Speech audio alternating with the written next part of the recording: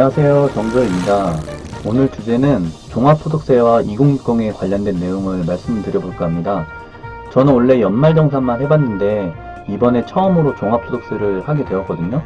근데 사람들이 배달하면서 이 종합소득세를 잘 모르고 지나치곤 하는데, 배달 알바할 때처럼 4대 보험이나 혹은 현금 받아서 할 때나 지금처럼 그게 아닌 배민 라이더스처럼 배송 계약을 맺고 3.3% 떼서 신고하는 상황에 이르렀을 때는 종합소득세를 신고해야 합니다.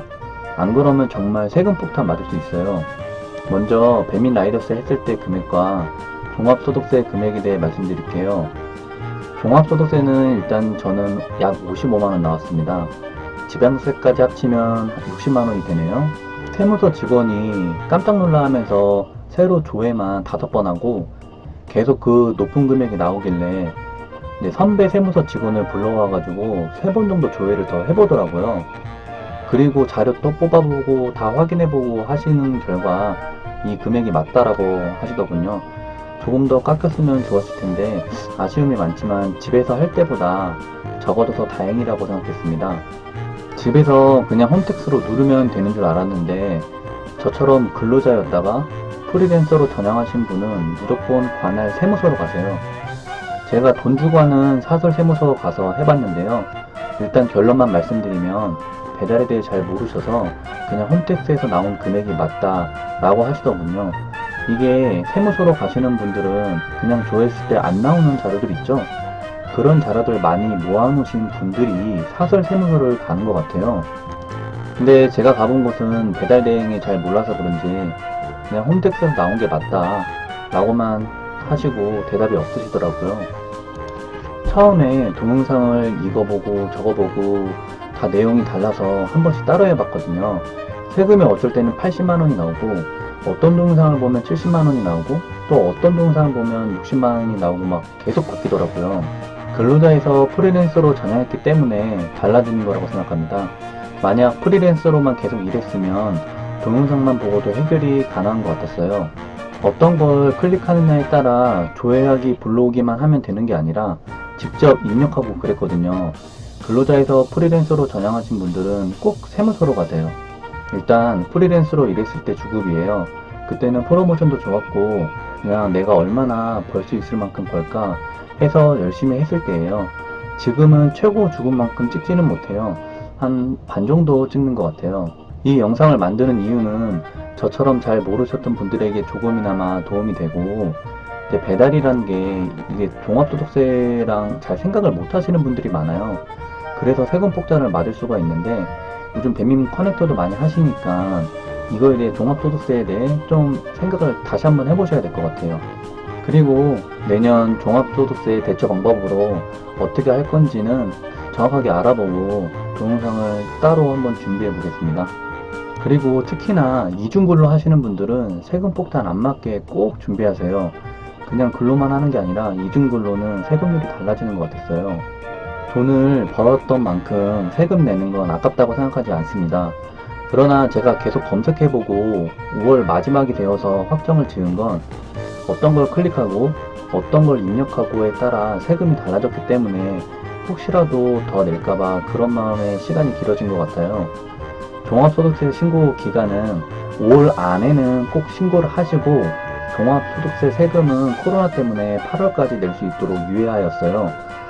날짜가 유예되었다 이런 말들이 많은데 신고는 꼭 5월 1일부터 6월 1일 사이에 신고를 꼭 해야 하며 세금 내는 게 8월까지 유예인 거예요. 명심하세요.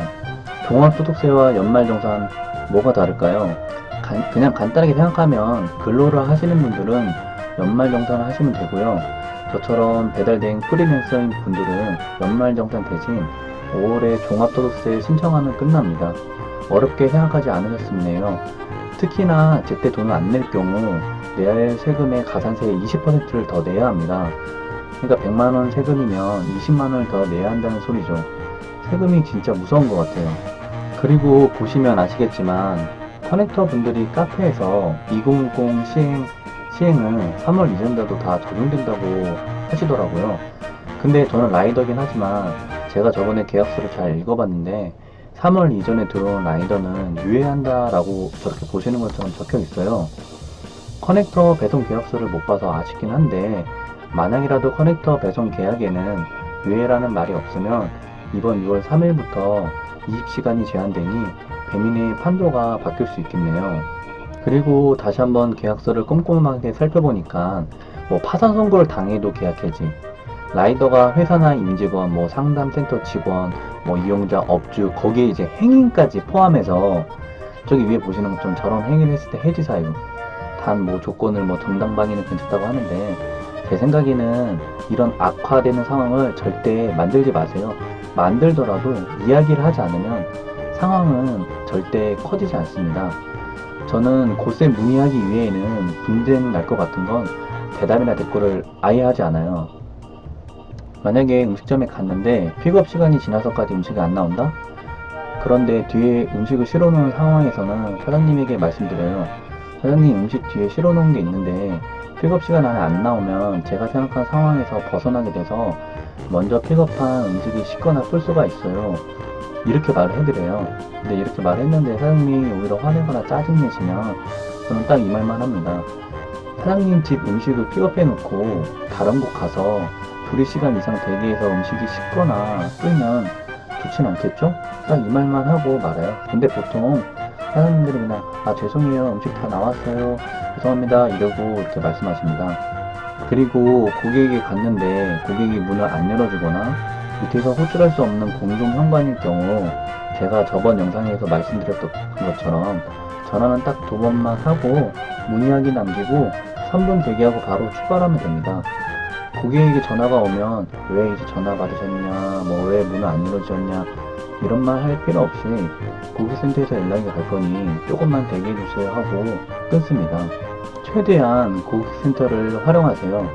그리고 라이더 규칙 사유로 인해 이용자들로부터 뭐 불친절, 불만 신고가 회사의 고객센터를 통해 3개월 이내에 오해 접수된 경우에도 저번에 말씀드렸지만 해지 사유네요.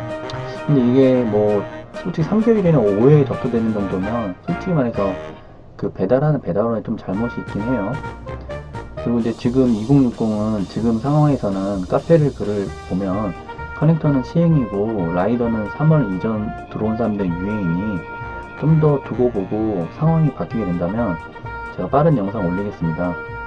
봐주셔서 감사합니다. 구독과 좋아요 부탁드릴게요.